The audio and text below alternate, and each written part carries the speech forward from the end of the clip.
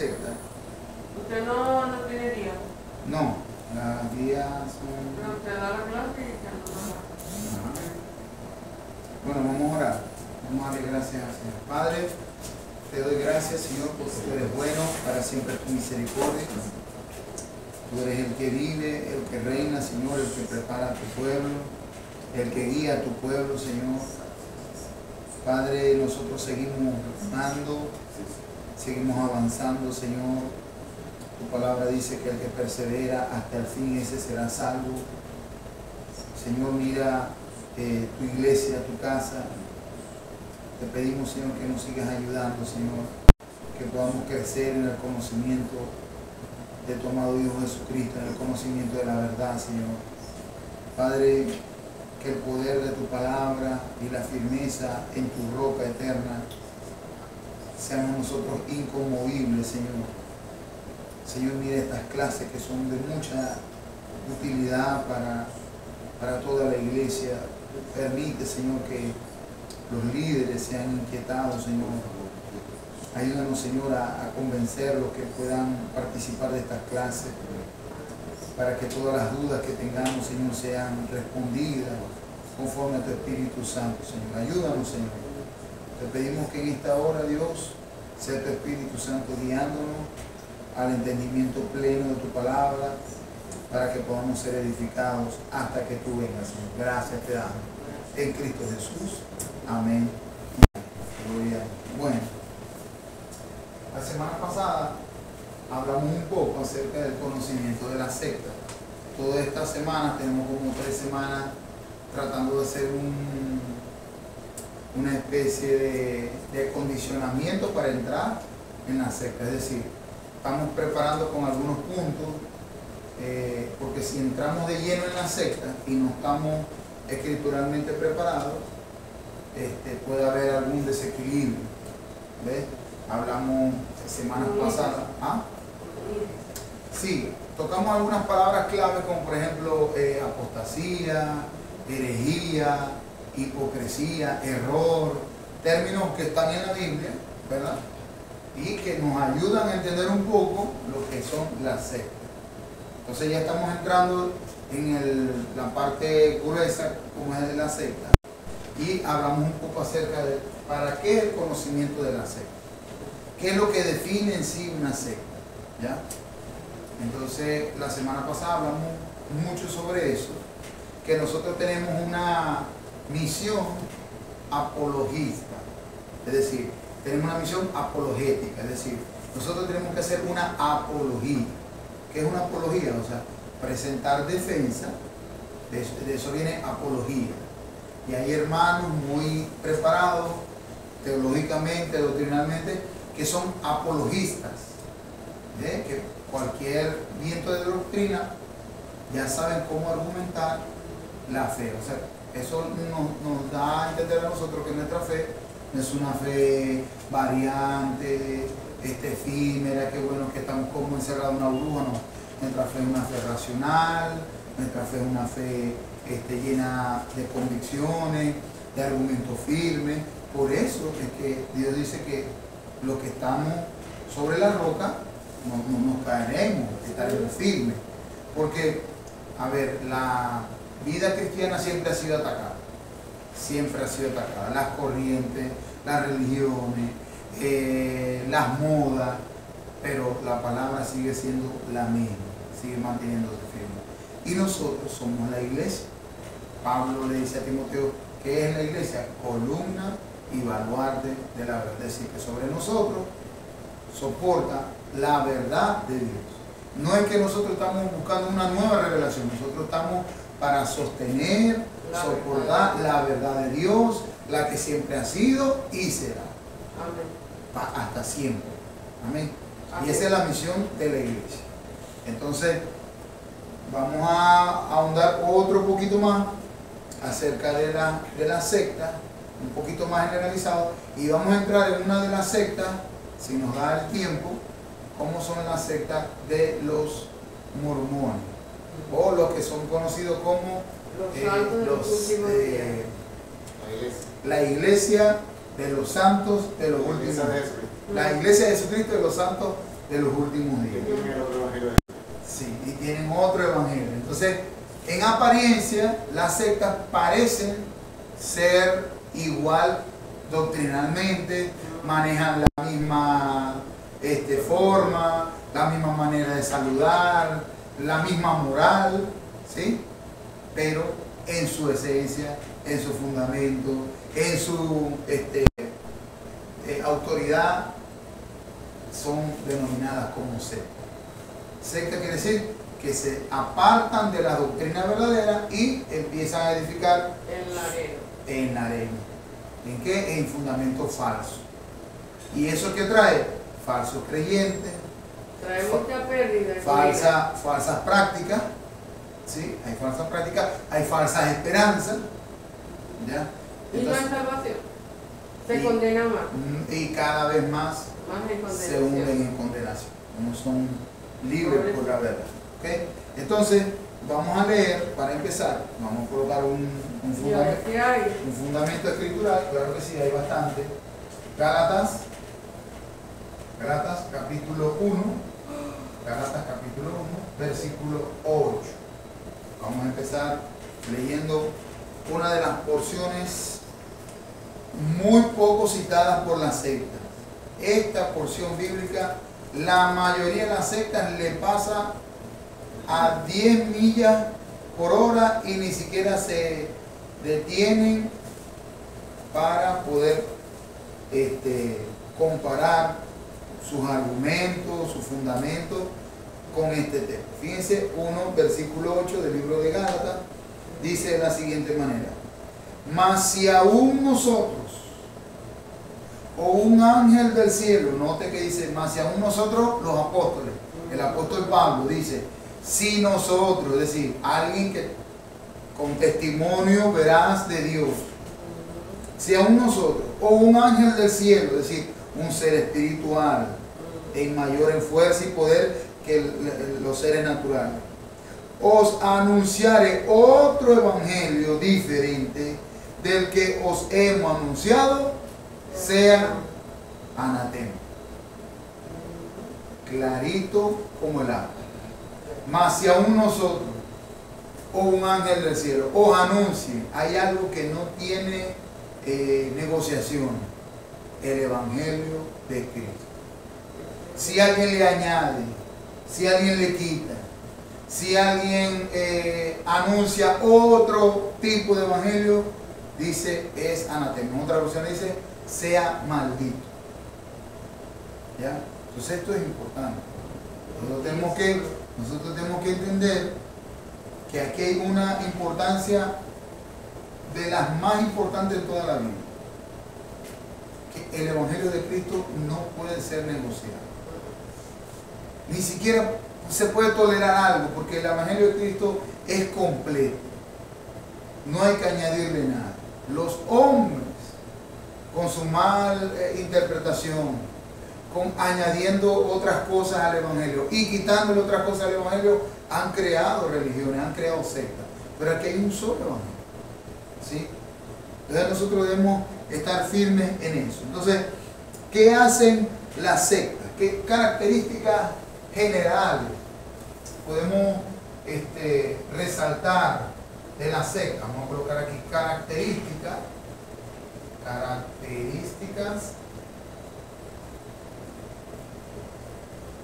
generales.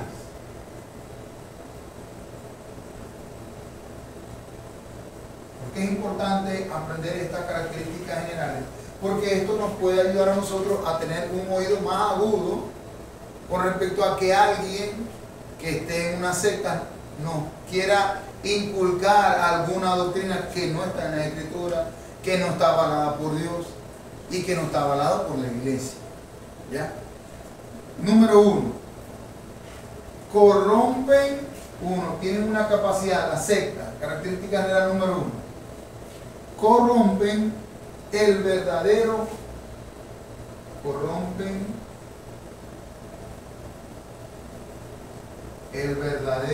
cristianismo.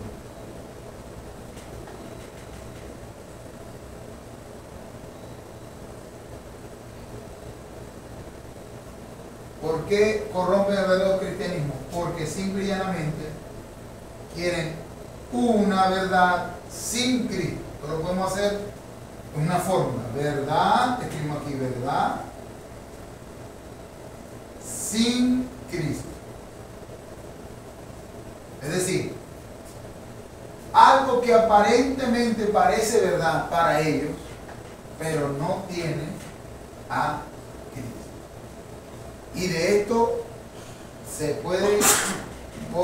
podemos sacar 10.000 millones de verdades sin Cristo. Cristo es la verdad. Dice el Señor Jesús, lo dijo: yo soy la verdad. El camino y la vida. Yo soy el camino, yo soy la vida. Entonces, la secta lo primero que hacen es ver una verdad, aparente verdad, sin el Señor. ¿Ya? Característica número 1. Característica número 2.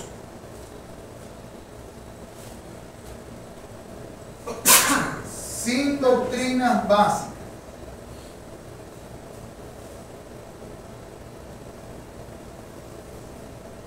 Sin las doctrinas básicas. ¿Cuáles son esas doctrinas básicas?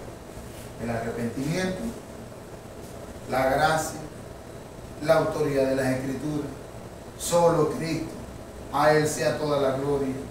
¿Ve? Sin doctrinas básicas. Si no hay doctrinas básicas, eso es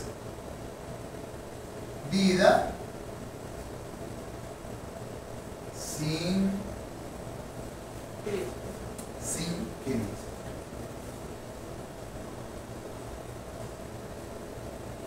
Eso es lo que incrédulo. Sí, de hecho,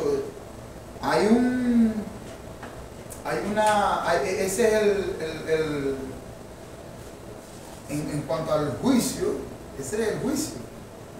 Uno de los juicios más fuertes es haber conocido al Señor y decir otra cosa que no es del Señor.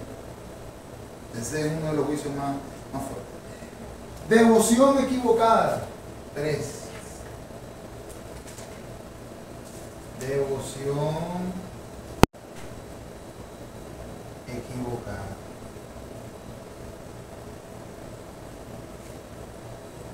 Es decir, hay pasión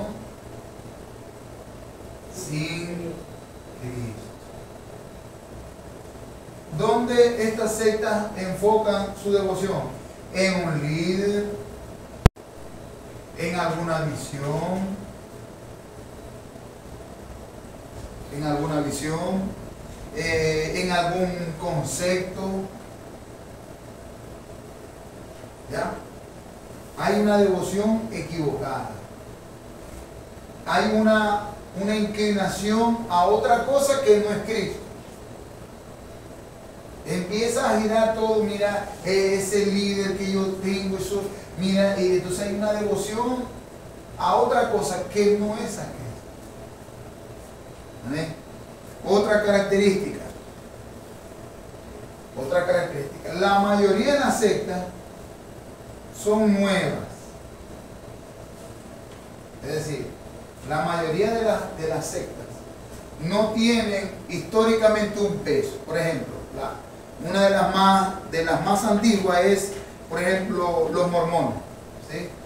Los mormones tienen 167 años. Comparado a las doctrinas cristianas básicas que tienen más de 2000 años.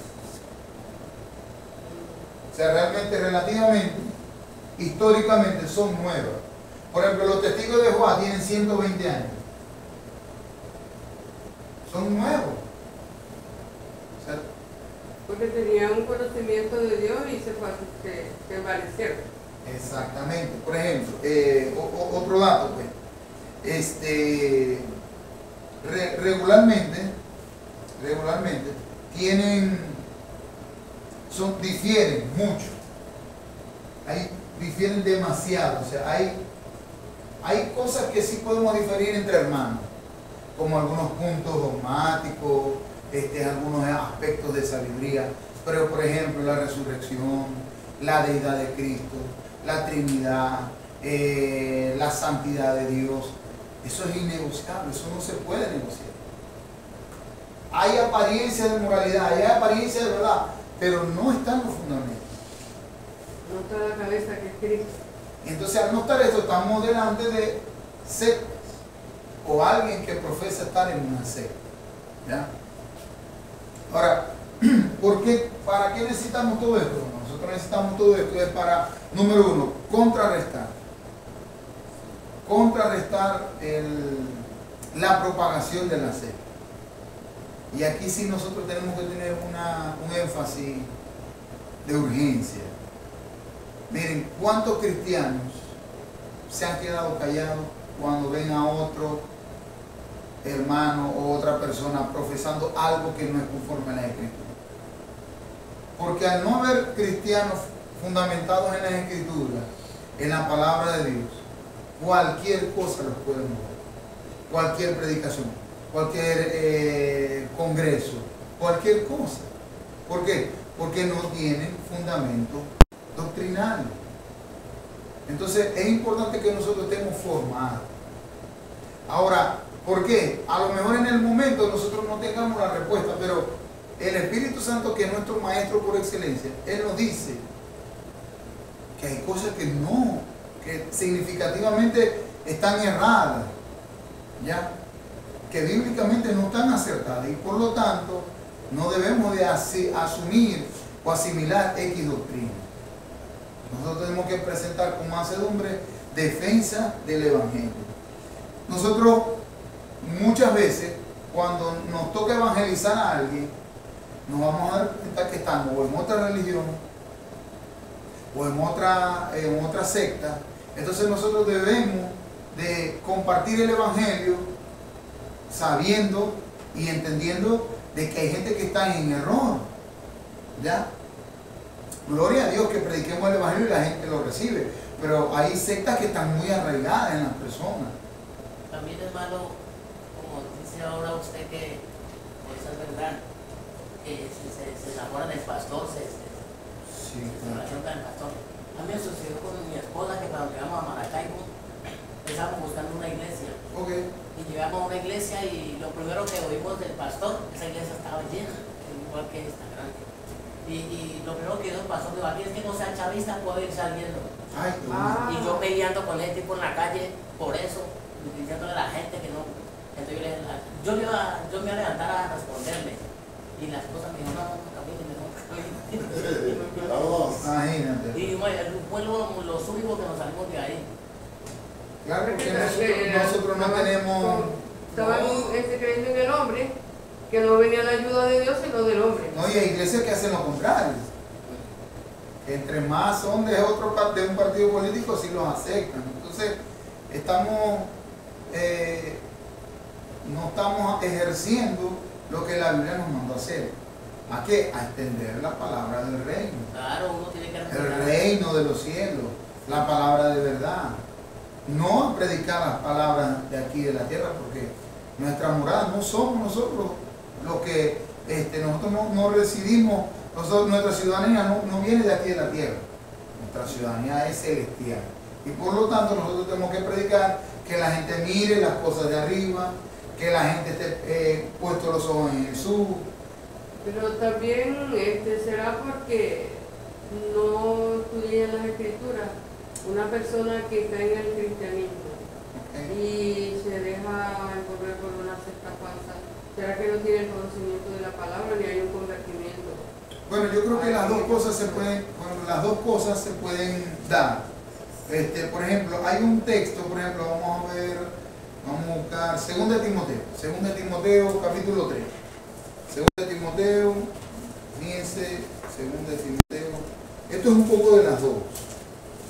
2 Timoteo. Si hay un conocimiento de la palabra, no se les moverá tan fácil. Dice así.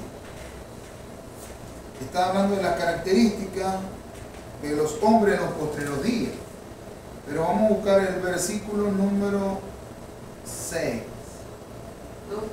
Sí. 3, versículo 6. Según de Timoteo, capítulo 3, versículo 6.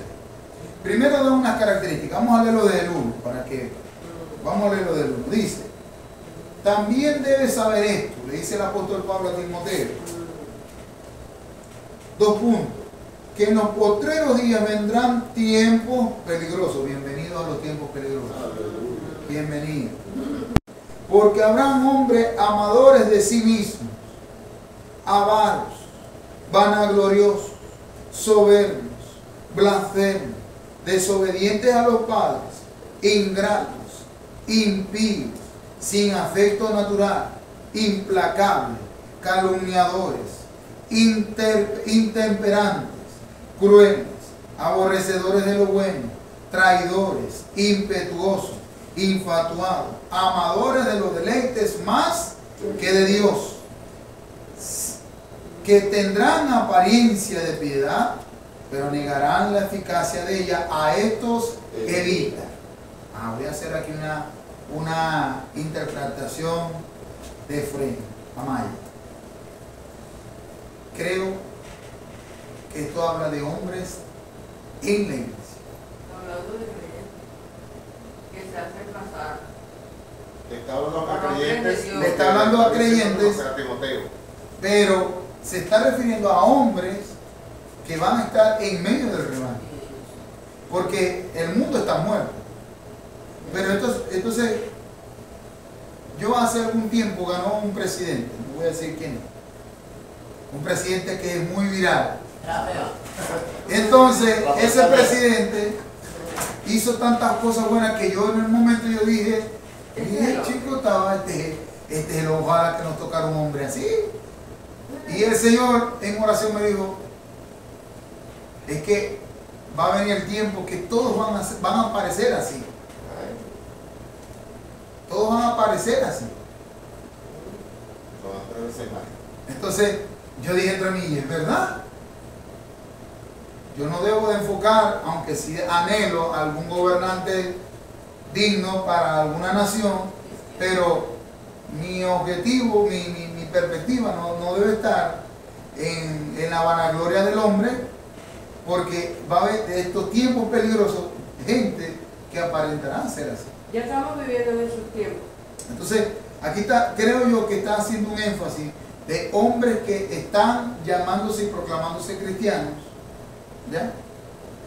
Y con todas estas características, la mayoría internas. Entonces, en la fachada, en la apariencia, tendrán apariencia de piedad, pero todas estas características estarán dentro de esa persona. Son demonios. Entonces, es fuerte la cosa.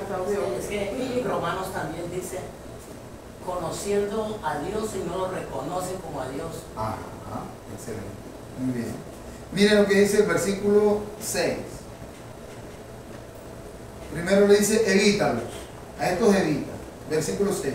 Porque de estos son los que se meten en las casas y llevan cautivas a las mujercillas cargadas de pecado, arrastradas por diversas concupiscencias. O sea, la manera de convencimiento de estas personas, el poder de convencimiento de estas personas está muy anclada a la pobre espiritualidad de personas que escuchan.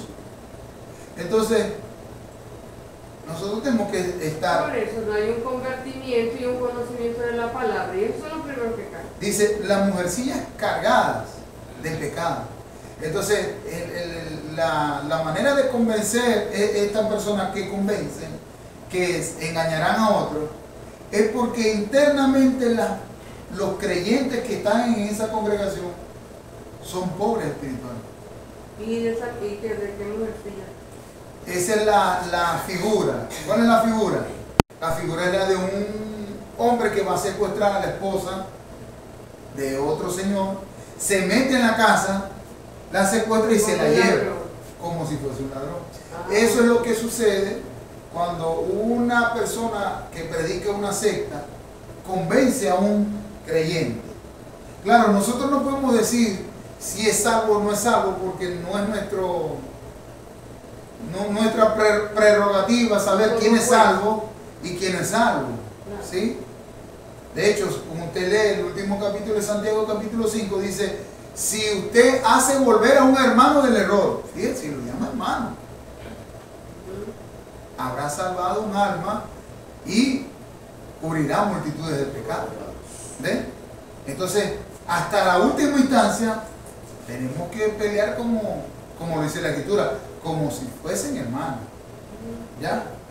Ahora, fíjense, cuando estas personas, estas características, entran a las casas, y miren la imagen, porque estos son los que se meten en las casas y llevan cautiva a las mujercillas cargadas de pecado y arrastradas por diversas concupiscencias. Es decir, aquí también hay algo que nosotros no vemos a plenitud. Espíritus afines. No sabemos quién es el que está cargado de pecado y quiénes son llevados por concupiscencia. Cargados de pecado. Entonces, eso tampoco lo sabemos. Y están dentro de la iglesia. Y no lo sabemos. Lo sabe Dios. Lo sabe el Señor. Entonces, pero hay una señal de que personas que están en fundamentos errados atraen a estas personas. ¿Por qué? Porque están todavía cargadas de pecado y llevadas por diversas concupiscencias. Están todavía divagando espiritualmente. Por eso, entonces son presa fácil para cualquier persona que esté en error doctrinal. Es una secta falsa. Es cierto, una vez un hermano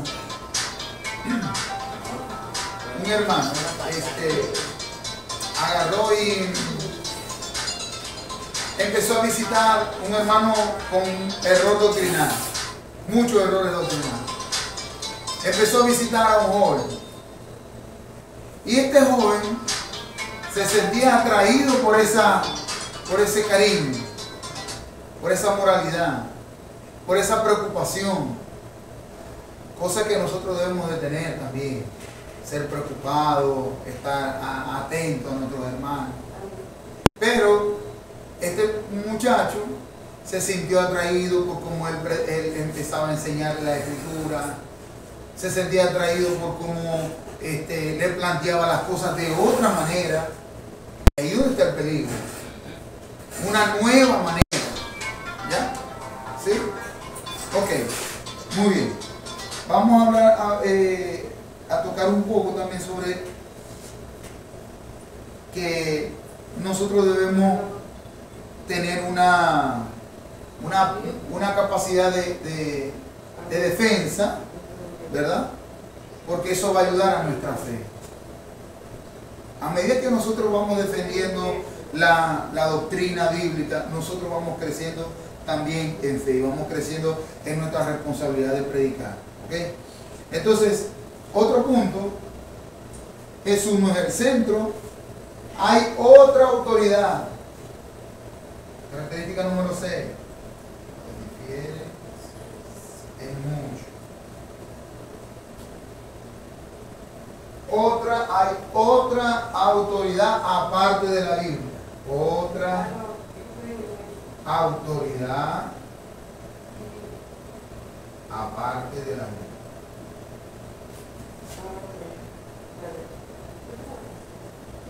Otra autoridad aparte de la Biblia. ¿Cómo así, hermano? Bueno, la autoridad de la mayoría de las sectas están en otros libros que supuestamente son suplementos de las Escrituras. Es decir, las Escrituras no son suficientes. La Biblia no es suficiente. Y usted dice que tienen mala interpretación, hay errores, y todo eso está erradicado, está comprobado que nuestras versiones son versiones muy precisas. Unas que otras con algunos variantes, pero en cuanto a lo fundamental, son extremadamente precisas. Entonces, la mayoría de las sectas, para que su secta pueda permanecer, necesitan recurrir a otra autoridad, otro libro, ¿sí? Otro libro aparte de la Biblia, ¿sí? Otra característica de la mayoría de las sectas, son exclusivos. Es decir, son los únicos que tienen la verdad. es una exclusividad única. La mayoría dice que vienen a cambiar, vienen a restaurar. Note los términos. Note los términos. Es que la iglesia necesita ser restaurada. Nosotros tenemos una visión que va a cambiar las cosas. ¿Sí? No dice vamos a permanecer en lo que hemos aprendido. Ninguna secta o ninguna congregación que está en impureza doctrinal dice vamos a permanecer en lo que hemos aprendido. Como dice, creo que es Jeremías, ¿verdad? Las sendas antiguas. Las sendas antiguas. Siempre lo antiguo está obsoleto. Hay que hacer cambios. Note, miren los términos. Hay que hacer cambios, hay que hacer ajustes. Hay que actualizar. Tenemos algo muy arcaico. Ya usted, cuando usted escucha el término como eso, usted dice, aquí como que viene una secta. Bueno, una vez que Juan Pablo no, el señor que murió, el Papa Francisco, que había dicho pues que iba a cambiar la Biblia porque era muy obsoleta. Realmente no, él no dijo eso. Realmente esa fue una falsa noticia. Fue una falsa noticia, yo la busqué y no me la sé. O sea, eso sí no lo dijo él, al menos no públicamente. No lo busqué y no me sé. Entonces, como hay otra autoridad aparte de la Biblia, ¿verdad? Hay interpretación privada, es decir, hay un término que, por ejemplo, no me gusta mucho. Por ejemplo, dice, cada quien interpreta la Biblia a su manera. Eso no es verdad. Hay diferentes enfoques, diferentes aplicaciones, diferentes implicaciones, ¿sí? Pero la interpretación es única. ¿Sí? O sea, la interpretación no puede ser privada. Es decir, yo creo y a mí me parece que esto no debe ser así. No. La Biblia tiene la capacidad de interpretarse a sí misma. ¿Cómo? Si usted está en un problema con algún texto o alguna práctica, vamos a seguir buscando lo que dice la Escritura en todas sus implicaciones y sus aplicaciones y aplicamos correctamente el texto. ¿Ya? Y en eso debemos empujar todo, a que nuestra Biblia sea bien interpretada. Al haber una buena interpretación bíblica, ¿ya?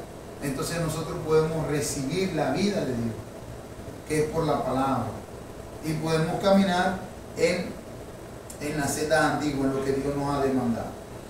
La mayoría de las sectas, ya no me queda espacio, la mayoría de las sectas, salvación por obra. Salvación por obra, es decir, nadie se salva por las obras. Pero en la secta sí. En la secta sí, es decir, siempre el hombre tiene que hacer algo para ser salvo y ser reconocido por Dios. Salvación por obra. Ahora, hay sectas donde hay salvación por obra, pero hay sectas que han ido hacia el otro extremo. Irresponsabilidad humana. ¿Cómo así? La salvación es por gracia, pero nosotros somos responsables de nuestros actos. ¿Sí? O sea, Dios nos dio una salvación gratuita, pero nosotros debemos de caminar dignamente. No porque la salvación es gratuita, yo voy a hacer lo que yo quiera. No, yo tengo que, de hecho, cuando se me llame delante del trono, delante del trono del Señor, yo tengo que dar cuenta por todo lo que yo hice aquí en la tierra. Entonces, el otro extremo es irresponsabilidad humana. O se le puede decir la doctrina irresponsable. Por ejemplo, tomar algún atributo de Dios, como por ejemplo la soberanía, muy usado.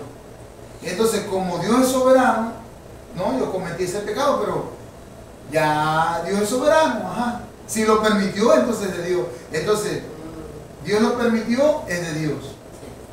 Si Dios no lo permitió, entonces no es de Dios.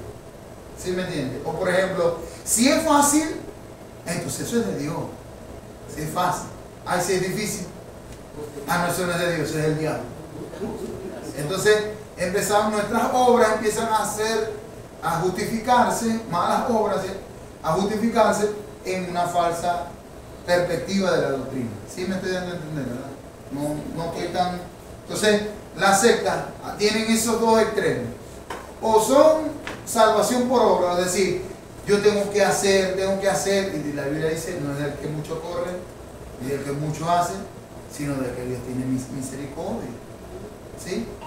Y está el otro extremo, es que tomamos los atributos de Dios y somos irresponsables de nuestros actos. Nos acostamos a dormir. Prácticamente. Las teologías cambian mucho. En la secta no hay una consecuencia, no hay una coherencia teológica. Siempre están cambiando. Siempre van ajustándose. No hay una teología firme. Siempre anda cambiando. Siempre tienen verdades nuevas. Nueva revelación. Aceite fresco. Vino nuevo. Aunque hay una iglesia que se llama vino nuevo. Pero eso tiene su aplicación. No es que hay una nueva... Pero vino nuevo es el nombre. Sí, es el nombre. Es vino que es nuevo. Sí, pero hay en la escritura dice sí, vino nuevo en odre nuevo a echarse. Y eso habla mucho del carácter, de la fuerza del Evangelio en los nuevos odres que somos nosotros. Y las nuevas revelaciones. Nuevas revelaciones. La mayoría de las sectas tienen cosas nuevas, visiones nuevas. ¿Sí?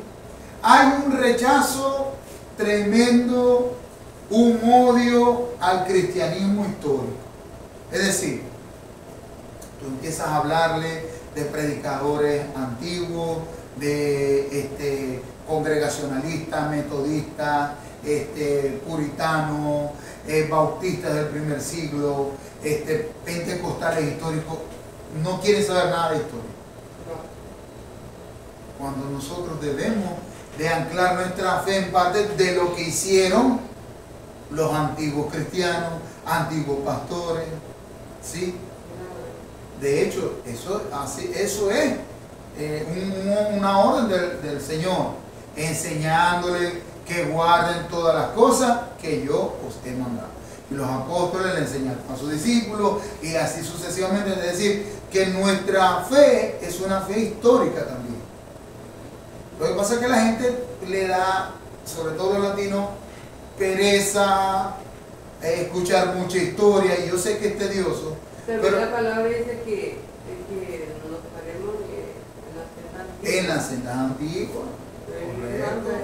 Entonces, nosotros debemos de ver cómo vivieron los antiguos pastores, cómo vivieron los antiguos predicadores, qué fue lo que ellos hicieron, cómo ellos impactaron a las sociedades. Nosotros dando lo bueno y dando lo malo. Por supuesto. Entonces, hay un rechazo al cristianismo histórico. Es decir, yo recibo algo nuevo y eso es para mí, pero no quiero saber nada del cristianismo histórico, de lo que hicieron antiguos ministros de Dios. No, y en la Biblia también me parece, no sé dónde es que dice que aún los que están dormidos nos dan ejemplos. Todavía nos siguen enseñando. En hebreo, ¿no? En la fe. En la fe, y también en Corinto dice el apóstol que las cosas que se escribieron para nuestra enseñanza fueron escritas. O sea, está escrito eso allí para que nosotros aprendamos a hacer cosas que debemos hacer y cosas que no debemos hacer. Claro. Y eso es histórico. Claro, totalmente. Entonces, para que nuestra fe esté fundada, nosotros tenemos que echar mano de la historia. Y miren, la historia muchas veces se repite, pero los que no conocen historia caen otra vez en los mismos errores. Digo que no escudriñan la palabra. ¿Ves? Entonces, por ejemplo, las corrientes que se mueven hoy siglos atrás se movieron también. Sí, que los apóstoles nos lo dicen. Es que los apóstoles nos lo dijeron. Claro. ¿Ya? Y los apóstoles tenían lucha con hermanos que no eran genuinos. Había muchos que se habían filtrado Que ahí. se habían infiltrado, unos empezaron y después apostataron de la fe, ¿sí? Unos sirvieron al Señor y después empezaron a irse al mundo. O sea, siempre ha habido falsos hermanos, falsos maestros, Y todo ha salido de la iglesia. falsas doctrinas, Pero no eran de la iglesia. pero no eran de nosotros, como dice el apóstol. La mayoría de las sectas quieren darle la solución a los misterios de la vida. ¿Sí? Es decir, explican todos los misterios de la vida. Es decir, de una manera exclusiva y hasta irresponsable. Quieren explicar los misterios de la vida. Es decir, quieren saber por qué Dios se creó al hombre, por qué creó a los ángeles, por qué Dios puso el cielo azul. Entonces, en su afán de conocer más sin Cristo, entonces se consiguen que están en una falsa doctrina o en un error. Y fundan las sectas bajo la estructura de ese error. O sea, hermano, que esas sectas falsas son doctrinas de demonios. Sí. Porque la palabra. Los primeros interesados en que las doctrinas sean transgiversadas son los demonios. Porque los demonios, una vez yo escuché un testimonio, yo no soy muy dado a los testimonios de una ex satanista, no soy dado a los testimonios pero creo, por la manera coherente que dijo las cosas, creo que sí era, porque hay personas que inventan, eran y no fueron nada, pero esa ex satanista mujer dijo algo, dijo que los demonios no quieren destruir la iglesia. Los demonios quieren infiltrar doctrinas falsas porque ganan más cuando un predicador predica lo falso. O sea, un predicador predica una falsa doctrina. Hay mucho más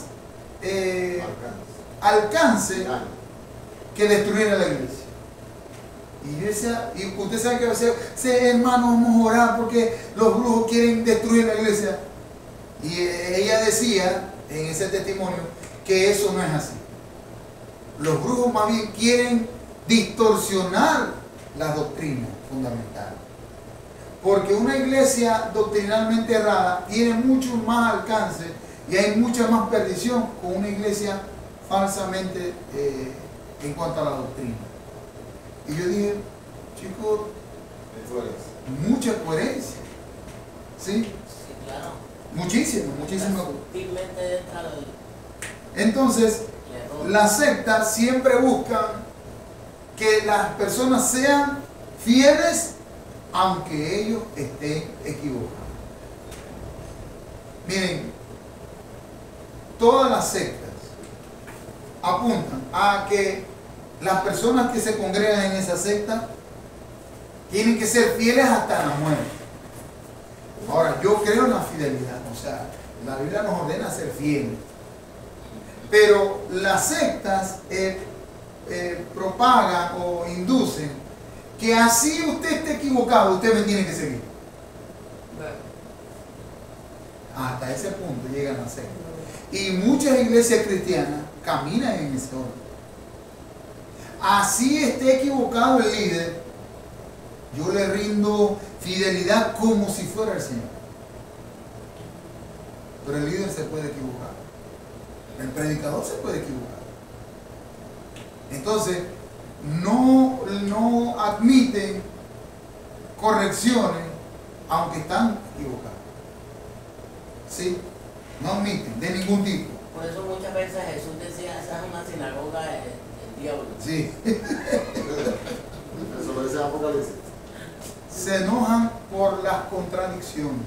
Es decir, un líder que tenga alguna inquietud que contradiga los fundamentos de esa secta, eso es prácticamente para excomulgarlo, para que no sea más parte de la secta. ¿sí? Muy diferente a la iglesia. La iglesia tenemos, y sobre todo la iglesia hermosa, sobre todo aquellos que creen que los líderes que están en la iglesia nos equivocamos. Bueno, nosotros llamamos a reunión, siéntese allí, explíquenos por qué está equivocado, pero explíquenos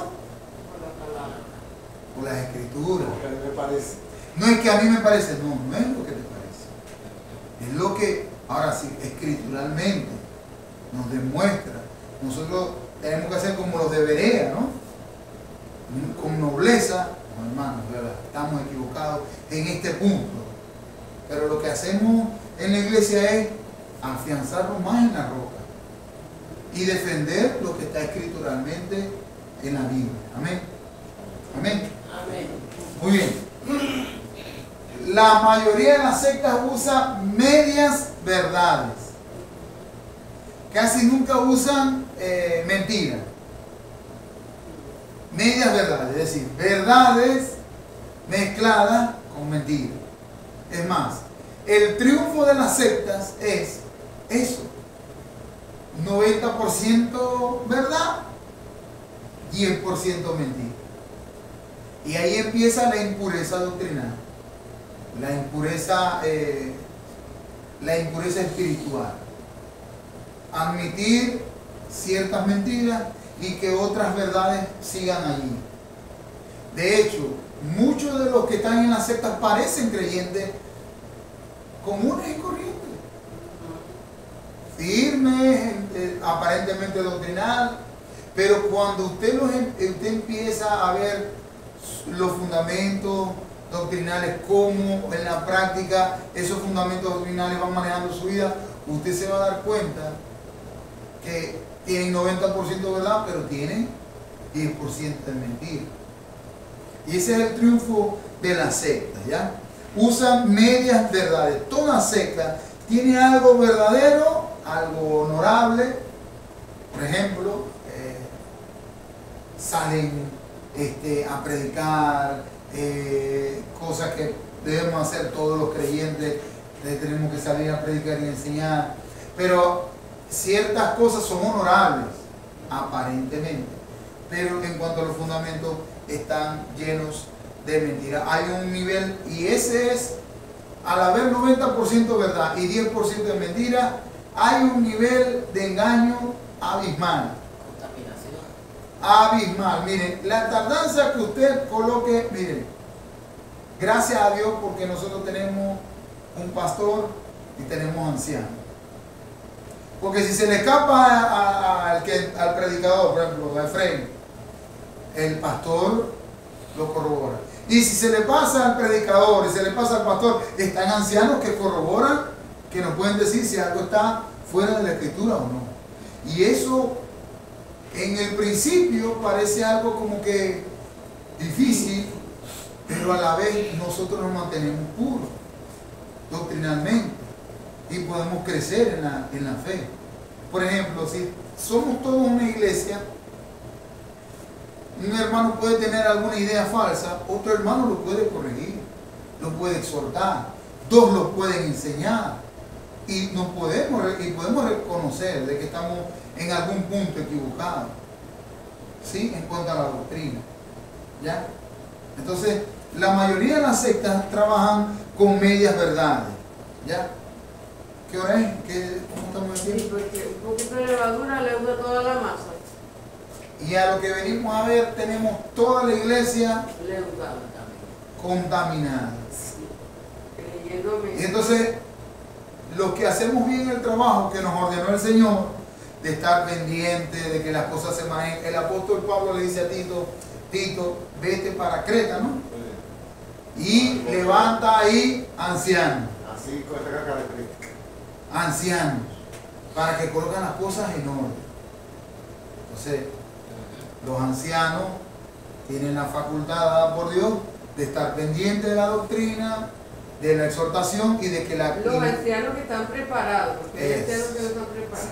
Sí, es que ahí dice... Y ahí aparece la característica, en Tito, usted puede ver la característica de los ancianos, no neófitos.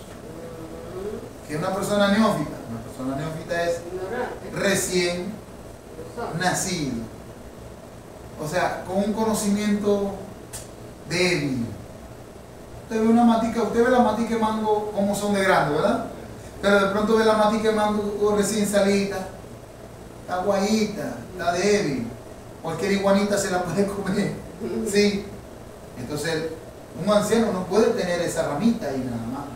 Tiene que tener un árbol robusto, firme en todas las doctrinas, firme en la mayoría de los perfiles y que menciona el apóstol Pablo en Tito con respecto a los ancianos, ¿ya? No contencioso, no pendenciero. No, que yo soy el que está quemando aquí. Cuidado. No hay que poner gente ahí a liderizar. Hay que ponerlo en etapas de prueba. Darle algunas misiones sencillas, algunas funciones sencillas, pero no en el cargo de ancianos, ¿ya? Que tengan dominio de sí mismos, que no sean dados al vino. Sí. Claro, ahí hay vino, pero hay muchas cosas que, por ejemplo, la comida. Hay personas, en la Biblia habla de la glotonería, sí. A los monos son dados al vino, pero de pronto son dados a la comida. Si no hay comida, no tienen vida, ¿ya? Todo el contrario, desprendidos de sí mismos, dados, que no buscan lo suyo, servidores de la iglesia. Y mucha gente no quiere entender eso. Entonces, hay sectas que son tradicionales, pero hay iglesias que se van infiltrando corrientes y van tomando formas de secta. Formas de secta. ¿Okay? Vamos a hablar un poquito sobre una secta. Vamos a hablar acerca de la secta de los mormones, o mejor conocido como la iglesia de Jesucristo, de los santos de los últimos días. Con otro año. ¿Ah? Con otro año. Con otro año. Miren, creo que voy a dar un tips. Cuando usted tenga la oportunidad de hablar con una persona que esté en una secta,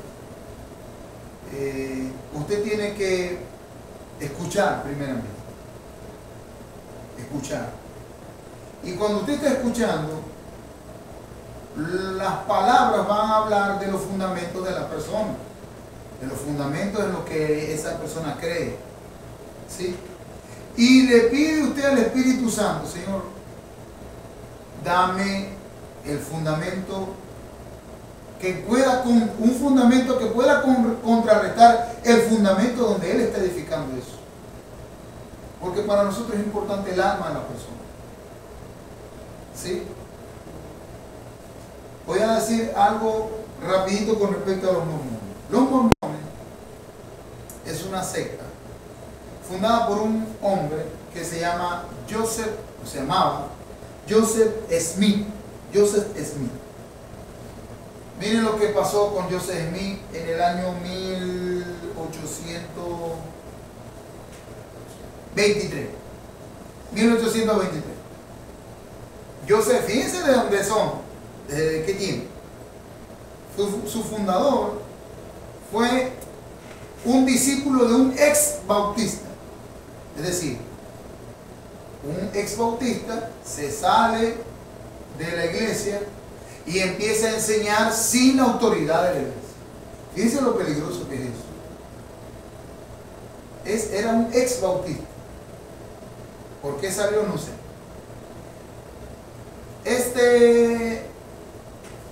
Joseph Smith, en el año 1823, tiene una visión. Hay datos, hay muchos más datos, pero simplemente voy a darle esto para entrar. Tiene una visión. En esa visión que él tiene, ¿verdad? Él ve un ser que se identifica como el ángel morrónico.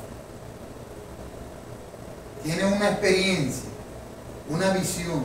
Ahora, quiero detenerme ahí. ¿Por qué él tiene esa visión? ¿Por qué las personas tienen visiones erradas? ¿Por qué? Porque se alimentan por las fuentes. Esa visión viene, miren, si usted está metido con Dios, usted va a tener una visión de Dios. Si usted está metido en la palabra, usted puede tener, no estoy diciendo que no puede tener, sí puede tener una visión dada por Dios y fundamentada por la palabra. ¿Por qué? Porque usted se está alimentando de la palabra. ¿Sí o no? Pero si de pronto usted agarra y empieza a ver alguna fuente, una película, usted se la pasa, por ejemplo, yo tenía un amigo que le gustaba pura película de Bruce Lee. Mire, hermano, y cuando ese muchacho peleaba, hermano, le hacía todos los gestos de Bruce Lee. Todos los gestos. Sí, hermano, yo podía decir eso. Se le metía a Bruce Lee. Claro, él tomaba. Y cuando tomaba, le daba por pelear como Bruce Lee. Es más, sí, es más, tenía hasta unos chacos. Y hacía dice, Bruce Lee. Entonces, cuando yo lo vi la primera vez, yo pensé que era algo ocasional. Pero cuando yo vuelvo a su casa, veo una fila como de este tamaño, de aquí a aquí, de puros cassettes, de esos VHS, de los viejos. Y tenía un VHS, ¿verdad? De los viejos. Y yo decía, Dios mío, tenéis un VHS, eso es una reliquia ahorita. Y él metía, no, pues tengo mejor que el VHS, tengo esta película. A lo que yo veo esa película, hermano. Todas eran de Bruce Lee, hermano. Todas. Bueno. Hermano, y yo, de por sí que a mí no me gustaba mucho porque soy más joven. Él era un poco más de edad, porque me lleva como 20 años más o menos. Pero eran conocidos, amigos. ¿Ah? El tigre y el rato. Hermano, y les voy a decir, no conforme a que tenía las películas, las veía de cada rato. Imagínense. Y yo decía entre mí, pero ya la viste. ¿A qué la vas a volver a ver? No, la quería seguir viendo. Bueno, fíjense. El maestro de Joseph Smith, el fundador de los mormones, fue discípulo de otro señor que también lo botaron de una iglesia. Y este señor, por ahí tengo el dato anotado, escribió hizo como una especie de una fábula o una historia de su imaginación. Esa historia consistía en que los aborígenes nativos de Estados Unidos de alguna manera habían tenido un contacto espiritual con el Cristo resucitado. Imagínense eso. Esa literatura existe, ¿sí? O existió. Entonces, ese maestro escribió esa fábula, esa historia, de cómo los nativos americanos recibieron el evangelio directo por Jesucristo, recién resucitado. Imagínense usted. La cosa era una cosa de fábula, ¿no? Porque al estudiar los nativos americanos y su manera de cómo llevaban los cultos, eso supuestamente se asemejaba mucho a las tradiciones cristianas. Entonces dedujeron que Cristo, de alguna manera, en visión espiritual, se le apareció a los nativos americanos y les enseñó algunas cositas. Para mí dice la cadena. Cuando Joseph Smith empezó a ser discipulado por estas corrientes, por estos dos maestros, ¿qué creen en qué tuvo la visión? En un ángel que bajaba. Exactamente, visiones similares a la fuente que está consumiendo. ¿Sí? Entonces, se le aparece un ángel. Y ese ángel le dice, tranquilo, te estoy llamando porque necesitamos cambiar el evangelio. O sea, lo que se está predicando hasta ahorita, eso no es. Imagínate. Yo te voy a enseñar qué es lo que es verdadero. Miren. Entonces, de hecho, eso está en los escritos. Él hizo como, sí, en el libro del Mormón. Entonces, de hecho, la palabra mormón significa algo muy bueno. Mormón es un apodo para decir, no me acuerdo en el idioma, que algo es muy bueno. El libro del Mormón, es decir, algo muy bueno. Muy bueno. Ok. Entonces, este ángel le da unas planchas de oro, un libro con planchas de oro. Y ahí empezó a recitarle todos los cambios que tiene que hacer a partir de ahora. ¿Sí?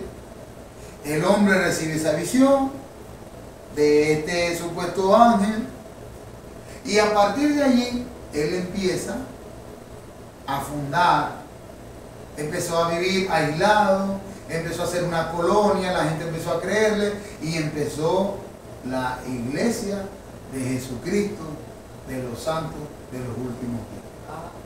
Imagínense usted. No conforme a eso, este ángel le dijo que él, José, iba a restaurar todo lo que la cristiandad, la vida cristiana, él iba a ser el agente para poder restaurar todas las cosas. Entonces ya empezó a tener gente, empezó a crecer la idea de los mormones y empezó un relato que se llama el libro del Mormón.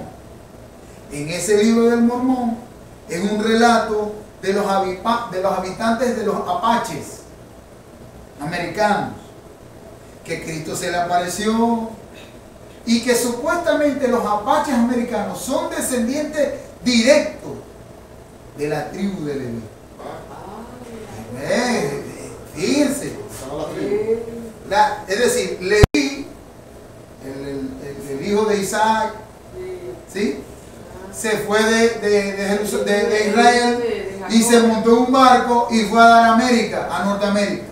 Y en Norteamérica tuvo unos hijos y esos hijos eran los indios apaches. Imagínense ustedes. O sea que son familia de Jacob. Sí, son los indios apaches son nietos de Jacob y descendientes de Abraham. Y ellos escribieron unas escrituras que son esas planchas doradas que le mostró el ángel Moroni a José Smith para que fundara ahí todo lo que él va a tener que restaurar. Imagínense, échale el blog. Debería trabajar con Marvel. Debería. Entonces, fíjense, todo lo que él consumió. Y mire todo lo que el enemigo distorsionó con unas misiones que tenía este señor. Muy bien. También hay otro libro que se llama La Perla de Gran Precio. Escuchen esto. La Perla de Gran Precio es un libro de los mormones. Sí, es de los mormones. Tiene dos libros. El libro del Mormón, La Perla de Gran Precio y por allá la Biblia. La Biblia está siempre en tercer lugar. Sí, la Biblia no es, se necesita leer el libro del Mormón, La Perla de Gran Precio para poder entender la Biblia. Agarren ahí. Entonces La Perla de Gran Precio, que es otro libro que escribió José Smith. José Smith escribió que Dios le había enviado unas momias de Egipto. Escuche, esto está en la historia. Dios le envió unas momias en baúles a José Smith. José Smith compró las momias y esas momias tenían unos escritos de Génesis y Éxodo. Y Dios le mandó, ¿verdad? que comprara esas momias y que transcribiera todo lo que decían esos libros, que son los suplementos de Génesis y de Éxodo, que se lo dio a José Smith. Sí, Génesis y el Éxodo. No, a Moisés no le dio el tiro de escribir todo Génesis y Éxodo. Entonces Dios le envió unas momias y en esas momias aparecían unas telas y en esas telas estaban escritas los anexos o esos anexos son lo que este hombre José Smith escribió, la perla de gran precio, la perla de gran precio, que es un libro directamente de Abraham. Es decir, es un Génesis y un Éxodo que escribió Abraham, no le escribió Moisés. Es un Éxodo que escribió, Génesis y Éxodo, escrito por Abraham. Pero según la palabra Abraham lo escribió. No, pero en eso sí. En esto sí. Estas momias venían. Entonces Dios le mandó estos libros con estas momias y él vino y las compró y empezó a transcribir lo que estaba escrito en las mantas de las momias. Y él me imagino que sabía jeroglífico. Entonces, ya todo eso está debatible, esos jeroglíficos no, es más, las palabras que se usan son totalmente debatibles, que eso sea algo arqueológicamente sustentable. Es que las momias son los que los siguen a ellos. Bueno, hermano, resulta y acontece que esto fue la vida de José. Puras visiones. ¿De qué no es parada? ¿Ah? No es parada. No. Puras visiones, falsas cosas. Y sobre eso está edificada la iglesia de Jesucristo, de los santos de los últimos días, mejor conocida como los mormones. Su sede principal está en Utah, tienen un poco de gente, hermano. Mucha gente. Sí, hombre. Muchísima gente. Y mueven bastante billuyo. En cuanto a las doctrinas, voy a empezar por la más aberrante de todas. Dios, según la perla de gran precio y el libro del Mormón. Dios no es Dios. Dios antes era un niño humano que creció, ¿sí? Murió y resucitó, y después que resucitó fue que fue Dios. O sea, que Dios antes de ser Dios fue un hombre. ¿Sí? O sea, escuchen ahí. Dios antes de ser Dios era un hombre. Y alcanzó un nivel de espiritualidad tal que cuando murió, resucitó como Dios. Dios tiene pasiones y tiene esposas. Dios tiene esposas, sí señor. Las esposas murieron y resucitaron y están con Él en el cielo. Y los hijos de esa esposa, el primer hijo de esa esposa fue Jesucristo. Y sigue teniendo hijos mormones. Lo que pasa es que tienen que transitar en esta vida para que algún día sean dioses. ¿Cuál es el objetivo? Que tú tengas más esposas y que tú algún día vas a ser un Dios también. O sea, eso es lo que los mormones ofrecen. Eso es. Que sean dioses, ellos van a tú vas a ser, según la doctrina de los mormones y según la teología, usted va a ser un Dios también. Sí, Dios es un hombre, fue exaltado. Dios tiene un cuerpo físico y tiene pasiones humanas. Ahora, voy a hacer una aclaratoria aquí. La Biblia registra pasiones, algunas actitudes humanas de Dios. ¿Sí? Algunas actitudes humanas de Dios. En el Antiguo Testamento se airó, Dios caminó, pero eso no es, no es literal. Eso se llama antropomorfismo. Es decir, para que nosotros podamos entender a Dios y para que los escritores bíblicos pudieran entender a Dios, tenían que hacer en su narrativa algunas actitudes de Dios y poderlas escribir, ¿sí? Como humanos, para yo poder entender el idioma divino. ¿Ya? Por ejemplo, caminaste por sendas de rectitud. Usted podrá imaginar fácilmente que Dios tiene pies y tremendo piezote. Y de pronto caminó y nosotros tenemos que seguir las pisadas de Dios. Pero realmente no es lo que quiere decir el autor. El autor lo que quiere decir es la dirección de Dios que Dios le ha trazado al ser humano y que nosotros debemos de seguir. Pero para poderlo llevar yo a los escritos y para que los escritos sean entendibles, tengo que usar antropomorfismo para poderlo entender. Por ejemplo, hace mucho predicamos acerca del Salmo 23. Nosotros no somos ovejas. ¿Verdad que no? No somos ovejas. No tenemos lana. Pero la ilustración y el antropomorfismo del Salmo 23 indican la guianza de Dios con su pueblo, como un pastor y sus ovejas. ¿Sí? Entonces, al no tener yo esa base firme, teológica, cualquier cosa que yo vea un antropomorfismo donde sale Dios haciendo algunas cosas, alguna actitud de hombre, entonces yo voy a creer literalmente lo que está diciendo. Es como ser humano. Debajo de tus alas todavía. O de pronto vemos a Dios con alas. Entonces de pronto los autores de la Edad Media, los artistas crearon ángeles con alas así. Y usted dice, no, son alas. Está hablando de la protección de Dios. Por ejemplo, como las gallinas. Las gallinas que agarran a su polluelo. Dios no es gallina. No. Y nosotros tampoco somos pollitos. Algunos tienen mente, pero no son pollitos, sino que habla de la protección divina.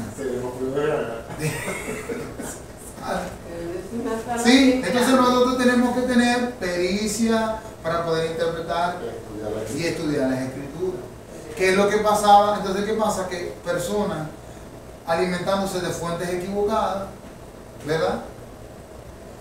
Y interpretando la Biblia equivocadamente, crean sectas, como este hombre, como Yosef. Este hombre dice que Dios era un niño, murió, resucitó con sus esposas, y que ahora nosotros vamos a llegar a ser dioses. Seguirá Dios teniendo, él tiene relaciones sexuales, Dios, con sus esposas en el cielo, y son engendrados aquí en la tierra. De ellos. Sí, pero esa es la teología de ellos. Si Dios tiene esposa, Dios tiene esposa y tiene relaciones y engendran en la tierra hijos terrenales que posteriormente van a ser Dios. una confusión tan grande. Eso se ve mucho en la cosmovisión indígena. Y a los hombres le permiten varias mujeres. Exacto. Se existe la poligamia. ¿Por qué? Porque si hay un Dios que tiene varias esposas, También y los hijos pueden tener varias esposas, y nosotros podemos poblar la tierra de hijos de Dios. Sí, señor. Eso está en la perla de gran precio. Y claro, yo puedo traerle el escrito. Ese es un escrito. La Biblia es el Ellos tercer libro. usan la Biblia. Pero la Biblia es el tercer libro para ellos. Ellos tienen el libro principal, es el Mormón. El libro Tienen que tres es la libros. revelación, pues. Ahora vamos a dejarlo hasta ahí. Los niños que. Desde la semana que viene vamos a ver cómo vamos a contrarrestar esos argumentos, ¿sí? Cómo contrarrestarlos, predicando el Evangelio, ¿verdad? Desde una perspectiva sana, bíblica, Dios. ¿ya? Pero por ahí ya ustedes se pueden imaginar lo que viene. Me quedo con Jesucristo. Me quedo con el Evangelio. Estamos fácil, vamos a orar, vamos a darle gracias al Señor. Padre, te damos gracias, bendecimos tu nombre, tu presencia. Señor, ayúdanos a cada vez más entender tu palabra, comprenderla, a permanecer en ella, Señor. Padre, te pedimos, Señor, que tengas misericordia de aquellos que dan en sectas. Ten misericordia, Señor. Resplandece la luz del Evangelio de Cristo sobre ellos, Señor, que puedan ser convencidos de todo pecado, de todo mal, Señor, y atráelos a tu reino, Señor. Padre, ayúdanos, Señor, también a enseñar a la iglesia que no todo es lo que parece, Señor, que las medias verdades no son correctas, Señor, sino tu absoluta verdad. Padre, te damos gracias. Ayúdanos, Espíritu Santo, a permanecer en esta tu fe, en el nombre poderoso de Jesús. Te damos gracias. Amén y amén. Te voy a mandar un número para el Señor hoy.